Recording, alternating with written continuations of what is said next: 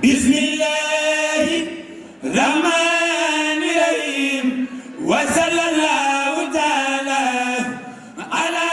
asalaamaaleykum mbokk yi bismillahi nawal yàlla bu ngeen ko déggee nag xam ni mooy woote ba jëm ca yàlla ñu gënu ci yay ñi nga xamante ni moo di njabootu Serigne Touba bi ci ndigalu Serigne Cheikh Saliou Mbacké waa fédération ndaw yi Serigne Saliou Mbacké ca Ndakaaru ñooy amal nag rencontre safar bu rëy loolee nag di am ci dibéer tombeeg ñaar fukki fan ak juróom-ñaar ci weeru août 2023 maanaam dimanche le 27 août 2023 foofee ca kër Soxna Ami Diouf foofee ca Grand Médine loolee nag nekk loo xamante ni nii tey jii mu nekk safar boo xamante ni nii ñoo ko woote le 27 août waaye nag bu ñu waxee li nga xamante ni moo di safar woote murit woo ñi nga xamante ni nii ñoo war a teew ca bés ba ñoo ngi cay jiital ki nga xamante ni moo di Serigne Cheikh Mbacké di ci woo ki nga xamante ni moo di Serigne Alaaji Bousso waaye nag di ci woo suñu yaay joojee di yaa Awa Ndiaye di ci woo ki nga xamante ni moo di jëwriñ Alaaji Seck di ci woo Makhtar Diop di ci woo nag famille Diouf bi yëpp di ci woo Daouda Diouf di ci woo Alaaji Madame Diouf ñoo ngi ci woo ki nga xamante ni ni moo di Serigne Ousseynou Kane waaye nag waa daaray Soxna Fat Jaxate ñoo ngi leen ci woo bu baax a baax di ci woo Khady Badiane mi nga xamante ni Serigne Fallou la doyloo di ci woo Khoudia Diop moom soppey Mame Diarra Bousso di ci woo Lamine Sour ñoo ngi ciy woo ki nga xamante ni moo di Youssoufa Niang ñoo ngi ciy woo Ndiougatine di ci woo Njaxan Ndiaye waaye nag Cheikh Goumbala moom Alaaji Cheikh Goumbala moomee nga xamante ni moo bokk mouvement taxawu Guinguinéo ñoo ngi koy woo bu baax a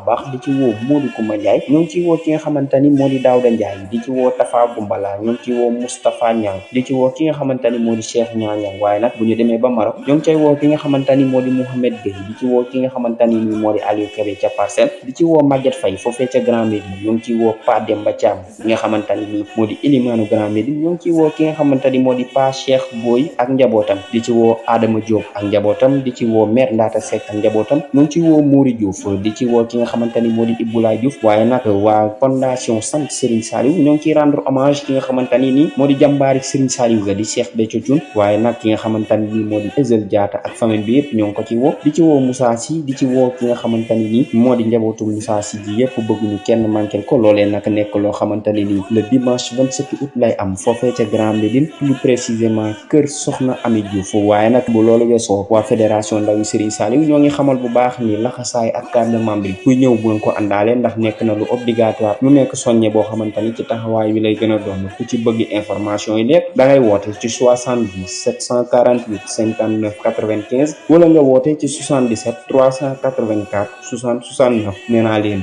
woote boobee jëm ci safar di liggéey Serigne Touba ndax Serigne Saliou moo waxoon Serigne Touba ni ko li xadd ci ujuri wal masaaji itey wal jës bi mooy ni Saliou ci ndigalu Serigne Cheikh Saliou waa fédération ndaw yi Serigne Saliou ñoo ngi woon ñëpp ci rencontre safar boobee di am le 27 août di tombek dimanche ci kër Soxna Ami Diouf fële ca Grand Médine yàlla nañu Serigne Touba fayal li ñuy def yàlla nañu yàlla fayal Serigne Touba jërë ngeen jëf